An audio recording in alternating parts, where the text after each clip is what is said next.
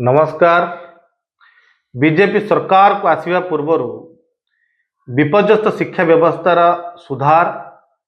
एवं खाली पड़ता अध्यापक अध्यापिका पद पूरण प्रतिश्रुति देते कि 7 मास बीतीगला बीजेपी सरकार आज ओडिशार शिक्षा व्यवस्था विपज्जनक अवस्था चली बिना अध्यापक ओडिशार विश्वविद्यालय सब चली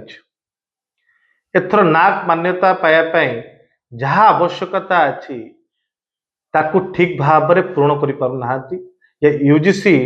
चिठा प्रस्ताव रे नाक मान्यता जो मानदंड अच्छी ताकू भी ठीक भाव में माने पालन कर किसी अवस्था ना कारण नाक मान्यता जो नियम अच्छी 75% अध्यापक अध्यापिका विश्वविद्यालय रहा आवश्यकता अच्छी कि दुर्भाग्यजनक आज ओडिशार सरकारी विश्वविद्यालय मानक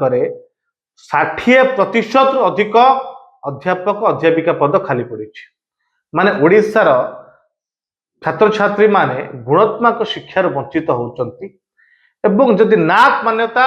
ओडिशार सरकारी विश्वविद्यालय न पाए निश्चित आफिलिएशन कटिजिव पिला मानकर विकास पाई भल शिक्षा पाई केंद्र सरकार तरफ आसुथिबा अनुदान अर्थ कटिजिव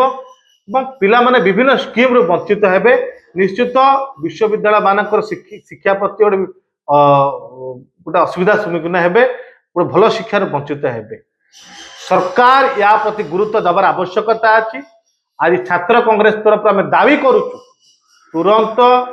ओडिशा सरकार या पर गुरुत्व दिंतु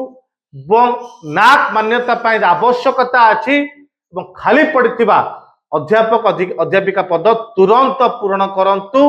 नचेत आपण विरोध में ओडिशार छात्र कांग्रेस एवं युवा कांग्रेस राजरास्ता कोलेब